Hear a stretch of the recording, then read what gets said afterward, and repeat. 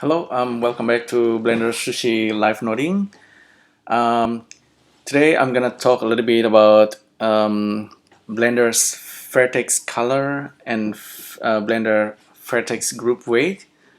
They both are kind of like the topic that often I talk about because they are related to points and points as a point has these special attributes that get carried on um, from the component levels, and you can take it to the higher level like object level, and then you can get back to the point levels and then back and forth, and it carries these attributes called vertex color and vertex weighting.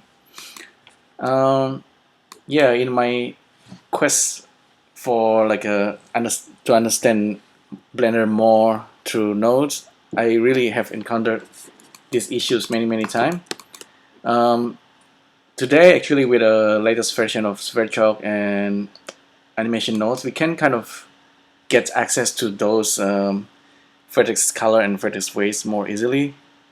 Um, Previously, if you search for get and set vertex color property, you will get a lot of answers. Sometimes it's either you are manually painting vertex color or doing paint weighting manually, but some will also show you that you can use Python scripting to do that. And like Zephy here, he really has explored color um, vertex painting in and out. I think he blogs it many times. I still don't quite get all of his Python script, but it's really useful. He has shown me a way to to sample colors from texture that's maps to the UV of an object. We've done that a few times. We kind of hacked it using displacement modifier. Yeah, all kind of complex stuff. But maybe I'll just gonna talk about it in Blender. So let me close Firefox first to save memory. So if you're like a beginner Blender users, and then you will eventually encounter something called weight painting and vertex painting. In Blender, you could paint vertex quite easily if you switch to vertex paint. Like they both are equally dependent on the numbers of points. Unlike the procedural textures in cycles, or unlike of UV map where it's really dependent on the resolution of image. These guys, weight painting and vertex paints, really they are points attributes. If you have like very little points, you can still paint, but you have a low resolutions. Let's say start with a vertex paint on this grid. So by default it's like white color, and then if we change the brush to red, and then we can start painting the points like that. And when you do that, this is actually really basics. When you do that in vertex paint, you can see the color.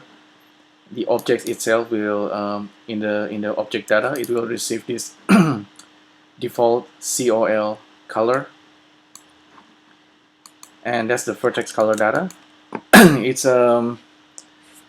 in, I think it's in RGB. It's probably have a alpha value as well.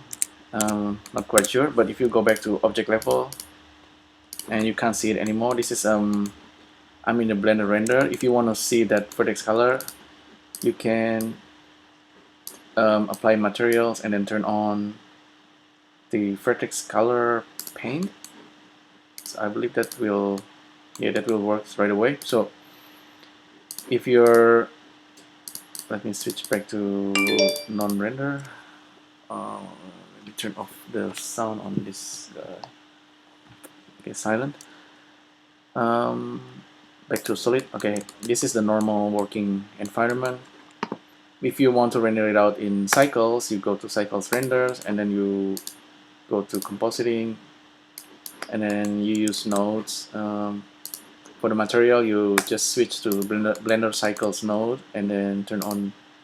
You go to the material panel, and then you source that col attribute Vertex Color and plug it in there, and you have the color. Okay, that's two important points. Start again, and I create grid again, and then this time I'm gonna show you vertex weight painting.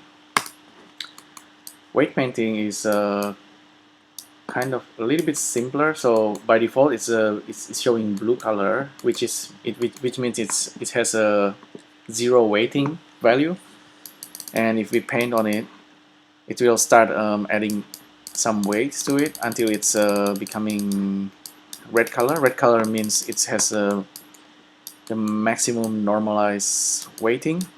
You normally do this when you're dealing with joints or bones or armatures in Blender.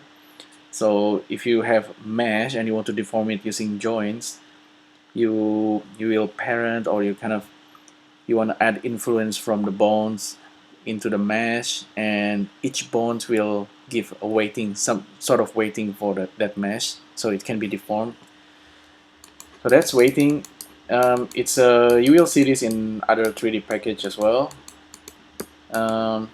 Yeah, and with the weighting, you can do so. As you can see before, I show you really quickly the basic way to manually do the vertex paint and weight painting.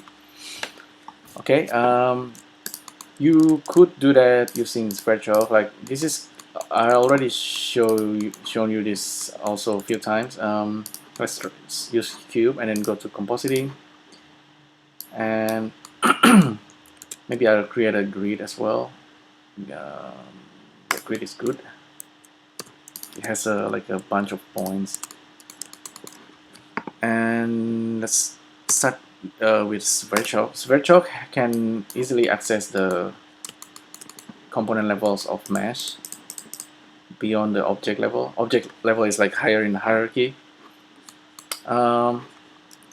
If there's two nodes that I want you to look at, it's the Vertex Color, New,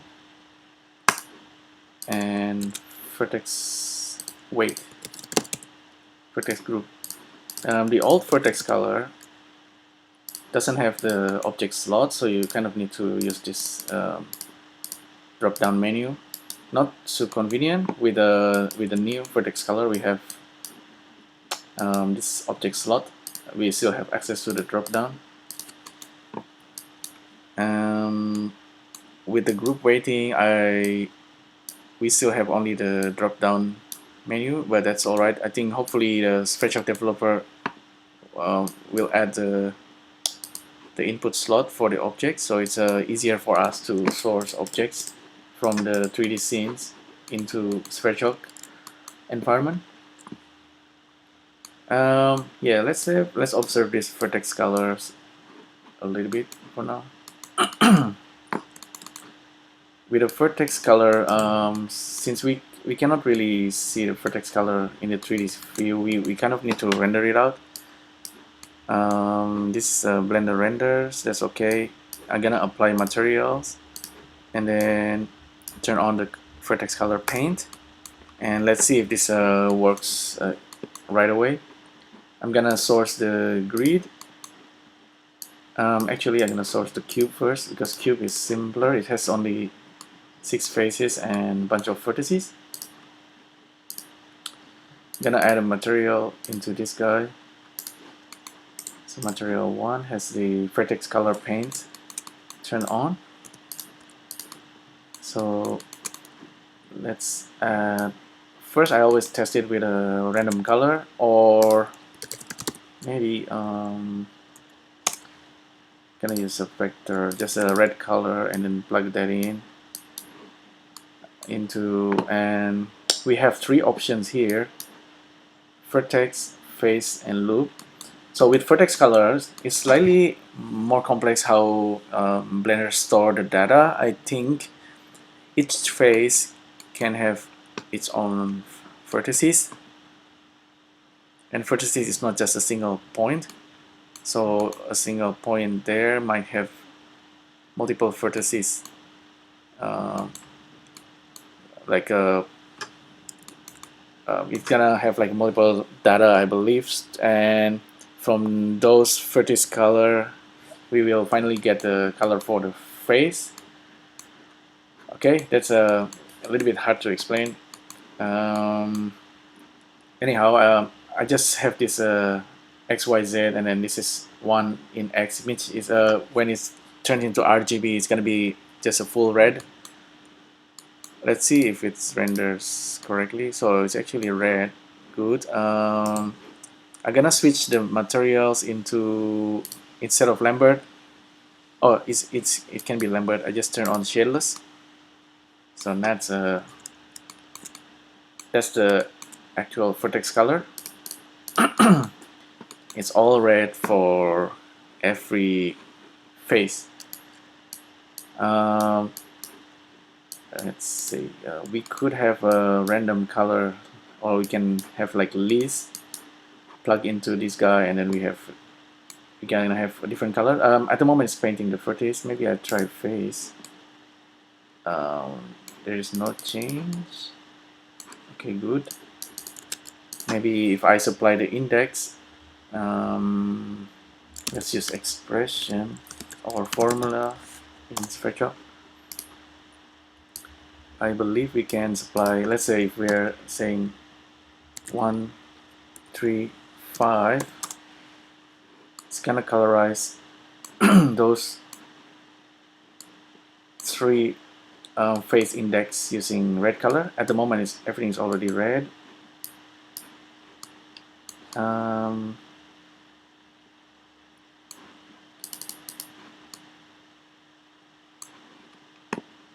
These active layers.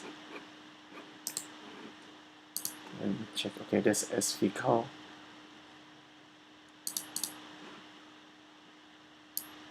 With a vertex color, we could actually have multiple as well, multiple layers of color, and then mix it up. There's a lot of like modifier that deals with vertex as well. Not a vertex color, but vertex weight. We're probably gonna use that sometimes later. With the color, I guess it's not doing much at the moment. I'm probably just gonna use random, not random value, but random vector, because it's 3 value. And let's plug it in, give a bunch of them. How many faces we have? 6. Just 6. And it's only painting one of them. I wonder why. Maybe that's a face number 0. Maybe the index. Maybe I give it a wrong type of expressions. Maybe I shouldn't do it like that. Maybe like that. 1 and 2 didn't work. Maybe just like this. Maybe I need to refresh. Nope. Interesting. I'm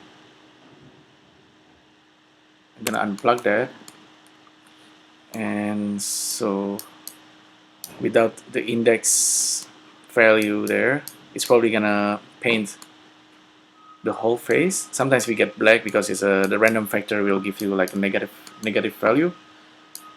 The more correct way is to use a random value, actually random, and random will give value between 0 and 1, and we're gonna need 1 each for every channel here, XYZ, and then this is gonna be a color. So at the moment we are getting just like a gray, because we need to give it like the right count number as well. Now it's a kind of more correct, but it's a looks like it's giving a random value for each.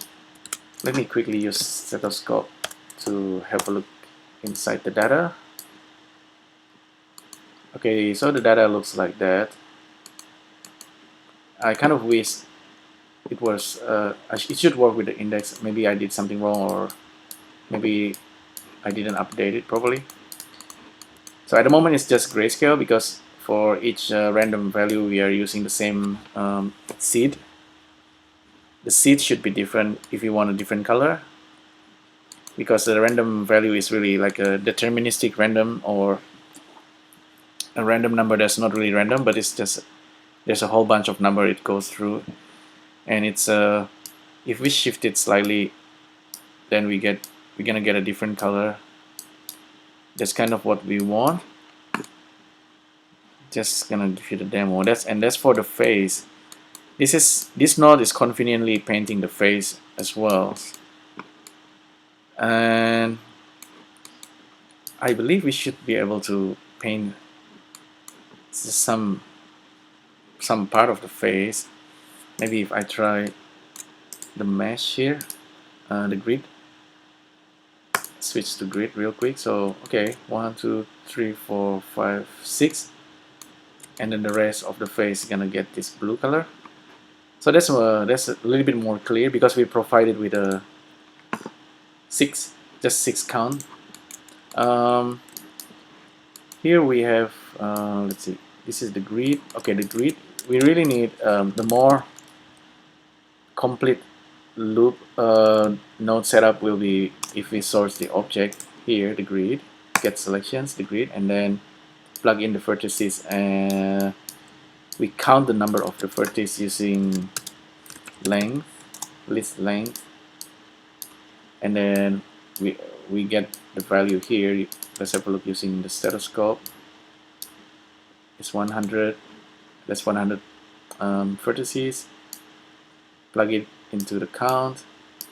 So now all the faces get colored properly, which is nice. Index, I believe we can use list range integer. Instead of count, we're gonna use range. Start and stop, they matters. Start and stop, maybe start at 30, stop at 50. Plug it into the index. Okay, see, that's kind of what I was expecting. Let's have a look at the data here actually. So that's kind of what I was doing with a cube. Right, so here we can clearly see which face got colored. Face number 30 to face number 58 got this random value now.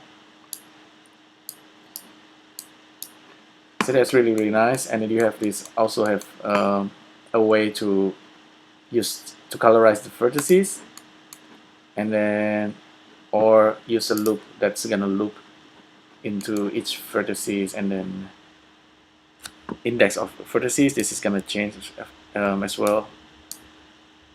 So this index is no longer the face, but it's for the vertices. And loop will give you kind of this beautiful random gradient, because depending on the color of each vertices, it's gonna create gradation. You can really play with that and really get a color that's much more controlled and beautiful. So that's with Vertex Color. Now I will focus. I'll switch to Vertex weighting now, because Vertex weight is a little bit simpler. It's just for each point we're gonna get the value from 0 to 1, and I think that I have shown you earlier, or in a previous video, I have shown you how we can use dynamic paint to do both vertex coloring and vertex weighting. However, you can see that with vertex weighting we can easily transfer it into like a displacement, or even bring it back into animation nodes.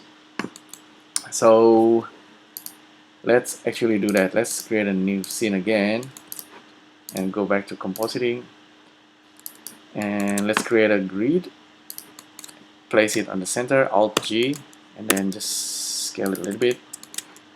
Back to Sverchok. Now let's use the vertex weighting. This should be called vertex group weighting, but a vertex group or VG is kind of common in the Blender community. They use vertex group. It means for the weighting. Okay, so we have a similar nodes to Vertex Color. Let's select the grid. Okay, it still have the empty name for the vertex weighting data. It has the vertex index and then the weight. Okay, with the weight, let's do the random again for now. Random, just a random, because this is actually, see, it's a only float. It's not a vector, it's not 3 value, it's only a single value. We will still need to use the object mesh in, objects in, and then grab the grid, select the grid, and then we have the vertices, get the length of the vertices between the total number of vertices. Let's plug this into the count. The seed we can play around later. Random can go in. This is a random value. If I use stethoscope node to see the value real quick, it's a random value between 0 and 1, and I can plug this in to the weight. And now if I select that object and look at here, we have SV Sverchok vertex group. Here we have Sverchok vertex group as well, the active layer. Okay,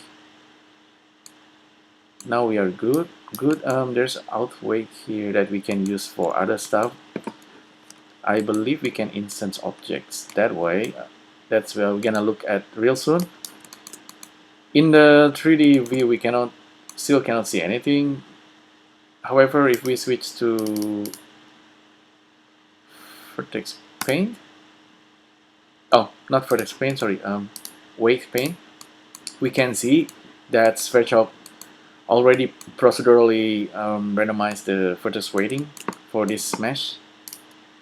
That's nice. It's kind of like under the hood in the component level. We cannot see it in the 3D view.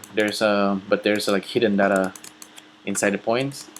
That's why points is really interesting. And we have this out weight. So weight goes in, weight goes out, which means we can easily grab the weighting if we are doing our own painting. We can grab the paint quite easily. With color, vertex color, we don't have that, so that means we cannot grab the color yet. Hopefully there's also output here. So with the weighting goes in, we can actually, with using this method, we can now pipe this data into animation nodes. I like doing instancing inside animation nodes, right?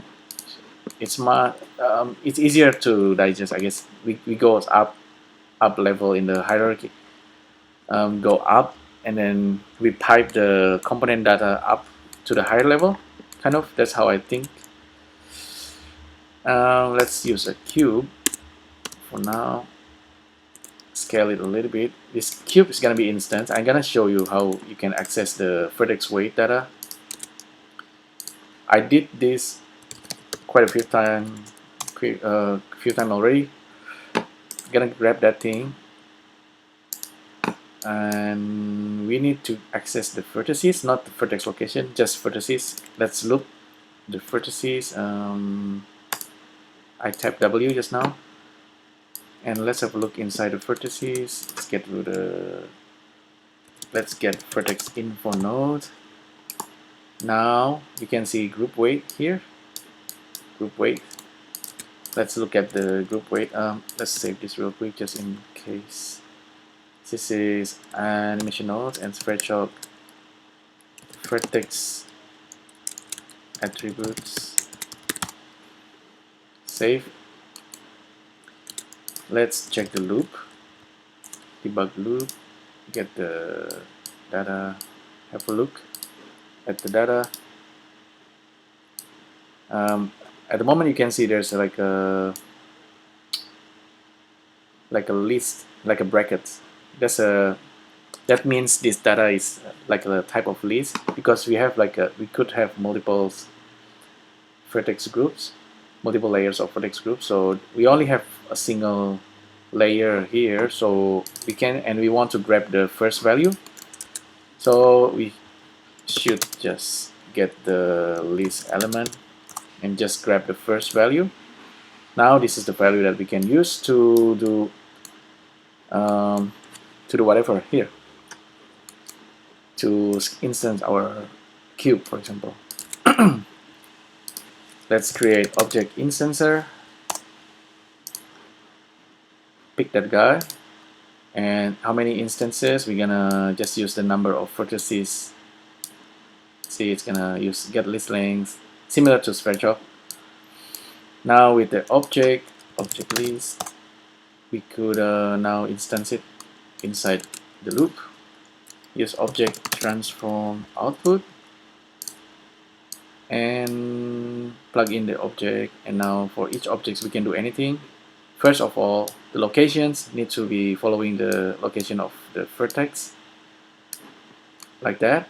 But the scale right here, we can now you can use this value from the weight from Sverchok. Let's plug that in to the scale. Now we can see all these lines. Let's hide the line, hide relationship lines. Okay, that's the random value from Sverchok. Let's see if I could switch this to weight painting. See, there's a random number from Sverchok. We can randomize the seed, and then the value is changing. Everything is working as one.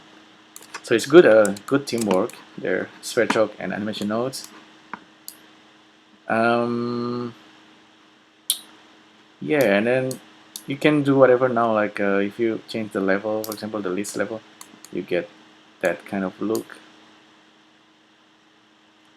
Why? Because the data, the way data being organized, how do I say, maybe the structure of data in Spreadsheet is like that. When we change the level of list, it's gonna change the type of data it's outputting. So now it's like 33333. The actual data will be this guy, random. So 0.8. So it's more like a pattern, maybe. It's working, but this is working on a for each point. It's not a phase, unlike the color. Now my big question now is, sometimes you really want to instance on the face, right, instead of the points. But with the face, and if you're using Vertex Color, I don't think it's easy to get a color of that face. So in a way, we really need to use we're stuck with vertex weighting, I guess, but there must be a way around it. I haven't checked it out yet, but this is I'm just want to show you this kind of concept early before we get into more complex stuff. So that's kind of nice, I guess. We can visualize the vertex weight and how the vertex weight can be piping into animation nodes, and then we can instance the objects and adjust the scaling like that. We can of course control animation or any kind of attributes that way. I haven't experimented with dynamic paint, how it's gonna maybe override or gonna mix with the weight painting from Sverchok. Like at the moment we are inside weight painting. I don't know. See, I'm painting it, and it's actually mixing with Sverchok. If I scrub the timeline. Maybe Sverchok will override it. Maybe there is no mixing of weight inside Spreadsheet yet. It doesn't have it, but maybe we can do that using this guy, you know, just use math, and I guess could that could work. That's definitely gonna work, but just not so visual. Not it doesn't have a like a mixed weight node, or although this guy have it, vertex weight, edit, mix, and proximity. Proximity is very interesting. So instead of we have seen it happening in with dynamic paint, where we have the brush and the canvas, and the brush is carrying this proximity kind of. It can give data when it's closer to the subject. It's gonna give a higher weighting, and if it's further, it's gonna give less. So proximity is also interesting attributes. I don't. I guess at this moment I'm really interested in how we can use actually. Is there a possibility that we can use textures to control the generation of instances inside animation nodes? This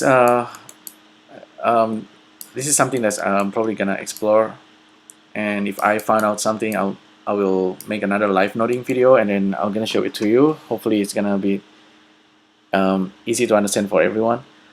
Yeah, I guess that's pretty much it. Really, you can do a lot more with this data. At the moment it's just a random value. If you can produce like an interesting random pattern color here, maybe we can have a much more interesting instance being generated. Yeah, so producing random value is simple, and generating random objects like that is simple now. What's more interesting is of course is always to, hey, what if I use these textures and I wanna kind of sample this texture, and the texture is animated, and how we can further further use the data, and then until it's become a more interesting visually. Yeah, so I'll give you a thing, and I hope you can you really explore that area as well. And please ask questions and leave a comment if you have any questions. Don't hesitate to ask me. Yeah, all right. I think that's it for this live noding video. Hopefully you like this video. I will see